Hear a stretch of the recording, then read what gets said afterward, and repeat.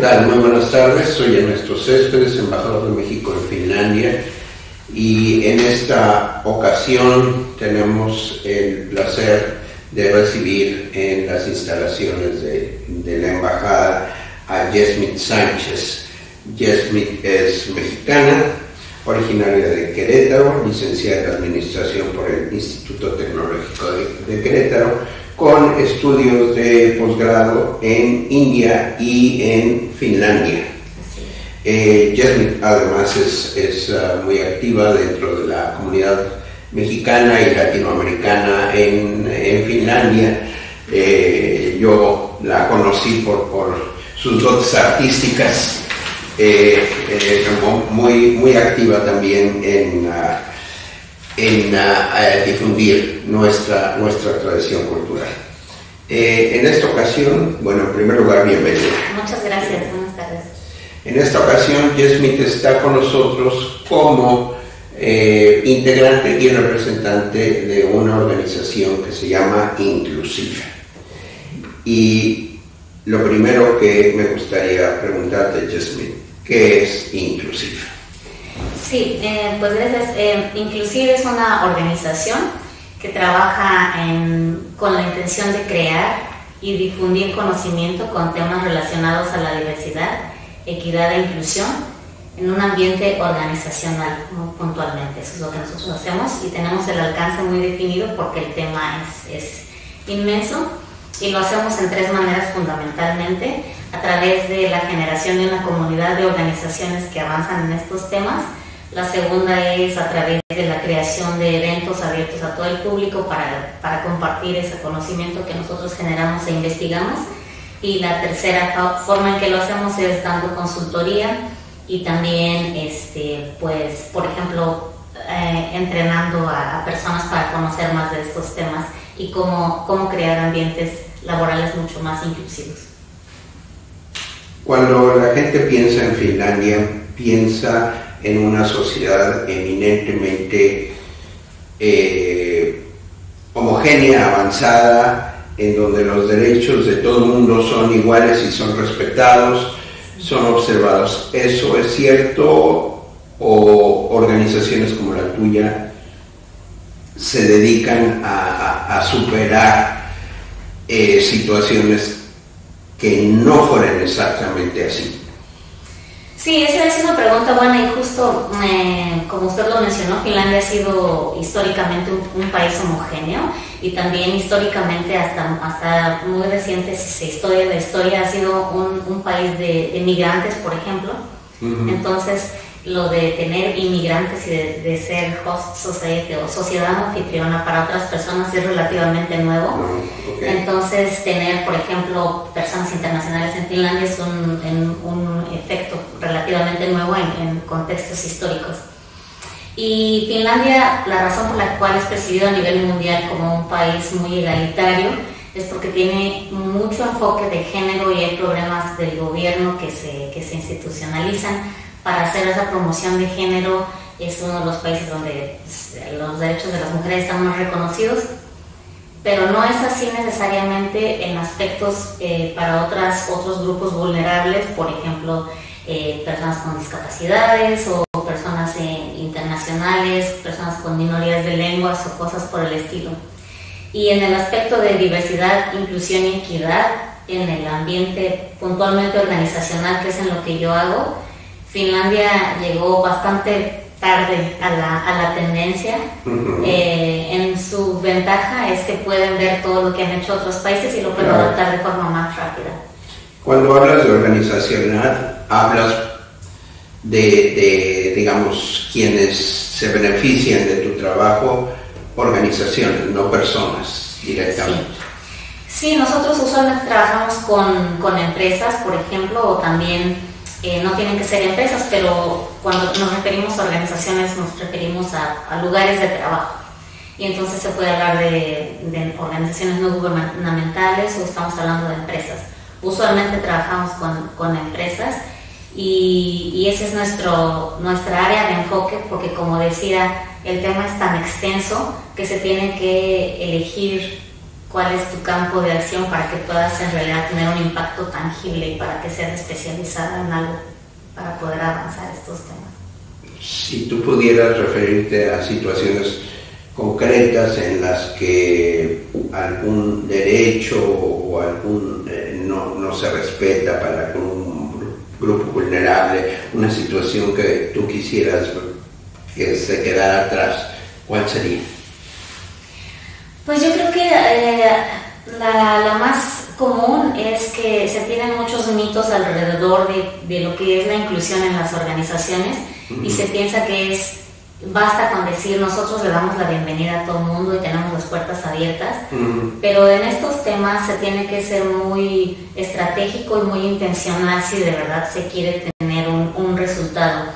Entonces, una de las cosas por las que yo abogo mucho y que he abogado a través de toda mi carrera, en la que he estado trabajando con derechos, por ejemplo, de profesionales extranjeros en Finlandia, es la de prácticas de reclutamiento inclusivas y justas para todos, porque cuando la gente no está entrenada para tener procesos de reclutamiento justos, entonces mucha gente queda fuera. Y Finlandia suele tener, o si preguntas a un finlandés, hay mucho orgullo en decir que nosotros somos muy unidos y nuestras redes sociales importan mucho. Pero esto, por supuesto, tiene implicaciones de que si tú eres nuevo en la sociedad, tú estás en desventaja inmediatamente porque tú no tienes acceso a esas redes que para otras personas son un dado. Entonces, lo que a mí me gustaría influenciar sería que no haya como discriminación en cuanto a las prácticas de reclutamiento, por ejemplo, y que se hace no necesariamente con la intención de discriminar, sino que está tan institucionalizado quién entra a las organizaciones que se deja fuera a varias personas. Pues alguna flexibilidad, por ejemplo, en cuestiones de idioma. Bueno, ahora solo nos tomó 12 años que se tomara este tema en consideración, pero yo tengo trabajando con esto justo 12 años y apenas el año pasado aparecieron en los medios de comunicación que hablar finlandés no era un requerimiento. Pero en realidad siempre ha sido una barrera que se pone o como barrera real o como barrera imaginaria para aceptar a nuevas personas. Después se tuvo una crisis de si atraían o no suficientemente a las personas que querían, y entonces las empresas comenzaron a empujar por un diálogo más abierto en ese aspecto, pero justo fueron las organizaciones, no como tal la práctica o las usanzas de las normas sociales. Correcto. ¿Y quiénes forman Inclusive, aparte de una mexicana? ¿Quiénes están ahí? Sí, bueno, pues el equipo fundador de hecho es una chica finlandesa y ella era una persona que trabajaba en Slush, o las dos personas que fundaron estaban en Slush, y ellas pues en realidad todo comenzó como una campaña en social media en la que Katia, que es nuestra fundadora, lanzaba un como reto a las organizaciones y les retaba a publicar información sobre cuánta representación tenían, por ejemplo, de género, de otros grupos vulnerables en las organizaciones, y de ahí se empezó a ver que había una necesidad de tener acceso a esta información y la organización fue creciendo. Ahora somos 11 personas, mitad de ellos son finlandeses y mitad de los otros somos de diferentes partes del mundo: México, Estados Unidos, España, Nepal, China. Qué bien. Sí. Slush, para quien no lo sepa, es uno de los eventos más importantes en Finlandia, en donde las startups o las empresas nacientes, micro, con un fuerte en innovación o en productos innovadores, presentan esto que están haciendo ante posibles inventores, inversionistas. Finalmente, en tu experiencia personal en Finlandia, ¿qué tan abierta tú percibiste a la sociedad finlandesa para ti? En tu caso, ¿te costó trabajo, no te costó trabajo entiendo que tienes una familia binacional, sí. Entonces platícanos un poquito para terminar. Sí, bueno, vale la pena que yo puntualice que yo tengo muchos privilegios en el aspecto de que yo llegué y pronto fui aceptada a la Universidad de Hanken School of Economics, que es una de las más reconocidas universidades de negocios en Finlandia, y eso me abrió puertas. Pero francamente la sociedad como tal no estaba lista para personas que venimos no solamente a quedarnos aquí, sino a contribuir en algo con la sociedad, y es algo que ha tomado mucho tiempo. Yo, a pesar de los privilegios y de las muy buenas oportunidades que he llegado a tener, me tomó puntualmente 12 años tener un trabajo en el que yo fuese pagada de manera justa, que tuviera todo que ver con mi campo de trabajo y que fuese una posición permanente.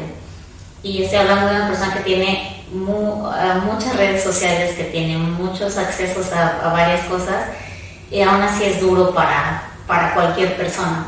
Tengo que decir también que está cambiando y que no está cambiando de manera orgánica. Vemos muchas personas que estamos empujando para que el cambio sea más sencillo, y mi esperanza es que sea diferente, y yo puedo ver que ha habido más apertura, pero sí hay que decirlo, no a modo de crítica, sino para ser realistas, que puede llegar a ser una sociedad dura, especialmente si quieres hacer una carrera. Eso es en el aspecto en el que yo personalmente he encontrado más barreras, a pesar de lo que por fortuna he conseguido lograr. Y para despedirnos, si tú pudieras decirle unas pocas palabras a alguna empresa, alguna organización que estuviera reclutando, contratando gente dentro del espectro de acción de tu organización de Inclusive, ¿qué les dirías, qué les pedirías que hicieran? Sí, yo lo que sugiero siempre es que tengan la política de inclusión y de diversidad establecida. También hay que reconocer que aunque Finlandia vaya un poco tarde con esto, a nivel global, esto es algo que ya no es algo como bonito para tener o una ventaja competitiva, sino es un imperativo de negocios. Entonces, si tú quieres atraer al tipo de talento o al tipo de personal que te va a hacer crecer una empresa, necesitas tener estas políticas súper bien establecidas, y también ser muy pragmático en explicar por qué es importante para ti. No solamente decir apoyo a minorías, a grupos vulnerables, sino decir, ok, si lo haces, ¿cómo lo estás haciendo? Ese es mi consejo puntual. Muy bien, pues muchas gracias. Gracias por estar aquí en la Embajada de México, y muchísimas gracias a ustedes por vernos.